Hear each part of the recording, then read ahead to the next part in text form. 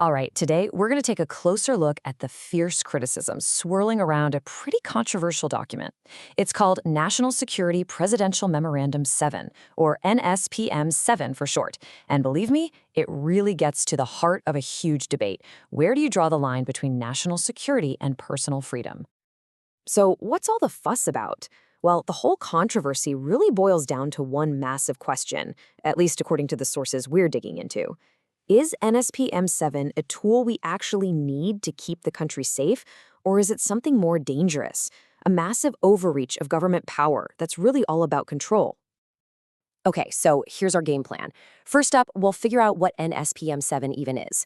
Then we're diving straight into the big criticisms. The idea that it targets beliefs, not actions, that it creates this massive power with zero oversight, and how it might trample on our constitutional rights. And we'll wrap it all up by looking at that huge debate it kicks off, security versus liberty. All right, let's get right into it. Before we can really get the criticism, we have to understand what this memo is actually supposed to do on paper. So, officially, NSPM 7 is supposed to be the government's answer to what it sees as a growing threat from inside the country. The whole point is to give federal agencies the power to, track, disrupt, and go after people who are linked to political extremism, and to do it before they can cause any harm. Sounds pretty straightforward, right? Well, the critics say the real problem, the controversy, starts with how you define those words. And yeah, the criticism is intense. The sources we're looking at, they don't pull any punches. They're calling this memo a frontal assault on the Constitution. That's a huge claim, and it's exactly what we're going to unpack here. Okay, so this brings us to the first really big piece of the criticism. It's the argument that NSPM 7 completely changes the rules of the game for who the government can investigate. The claim is it shifts the focus away from actual criminal acts and puts it squarely on what people think. Okay, so look at the difference here. Traditionally, right, law enforcement can't just start investigating you. They need some kind of evidence that you've done something wrong or are planning to. But what the critics are saying is that NSPM 7 throws that out the window. They argue it lets the government start an investigation based on nothing more than what you believe, what you say, or the groups you support.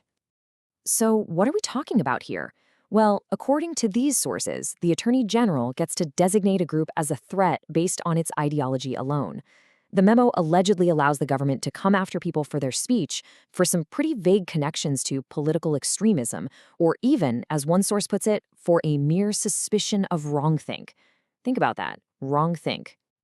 And that leads us right into the next huge criticism.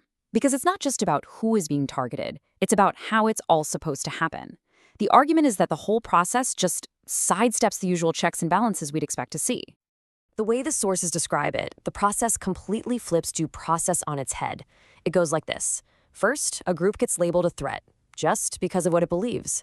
Then, the government can start watching them, no warrant needed. And finally, they can move in and take preemptive action to break up these networks, all before a single person has been charged with an actual crime. So how can they do this? According to the critics, it's all thanks to a few key changes. For one, getting rid of the need for a warrant. Two, giving the Attorney General what they call unchecked authority to just point at a group and label them a threat. And three, the power to move in preemptively. The bottom line, they argue, is that this is all driven by ideology, not evidence.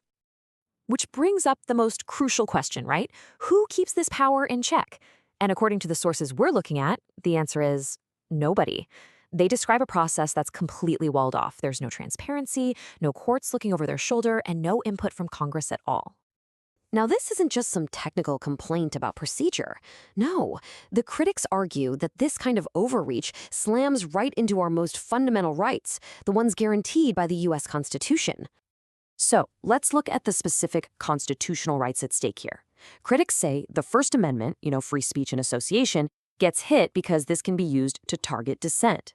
Then there's the Fourth Amendment, our right to privacy, which gets sidestepped by allowing surveillance without a warrant.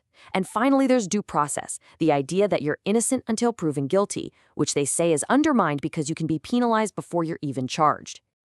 And speaking of due process, there's one quote from the sources that really says it all. The claim is that this new standard literally trashes the presumption of innocence. It replaces that core principle with a system where just being suspected of something is enough for the government to take action. So what's the end result of all this in the real world? Well, critics argue it creates a chilling effect. And what that means is people might become too scared to speak their minds. They might be afraid to go to a protest or donate to a cause they believe in, or even just voice an unpopular opinion online because they're worried it could get them flagged and put on some government list. So, when you take all these criticisms together, targeting beliefs, getting around oversight, threatening basic rights, it all boils down to that one age-old conflict, doesn't it? That constant push and pull between national security on one side and our personal liberty on the other. And if you look at all these arguments as a whole, the sources we're examining, they point to one central conclusion about what this memo's true purpose really is. They argue it's not actually about safety, it's about control. The ultimate argument is that NSPM-7 is a tool designed to give the executive branch the unchecked power it needs to silence its critics, all while hiding behind the shield of national security.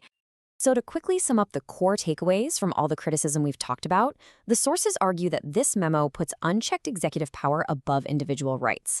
It completely blurs the line between just disagreeing with the government and being a genuine danger. And maybe most importantly, it shifts the whole foundation of investigations away from evidence and onto ideology. And all of this leaves us with a question that's way bigger than just this one document, right? To keep a country safe, how much of our own liberty should be on the table?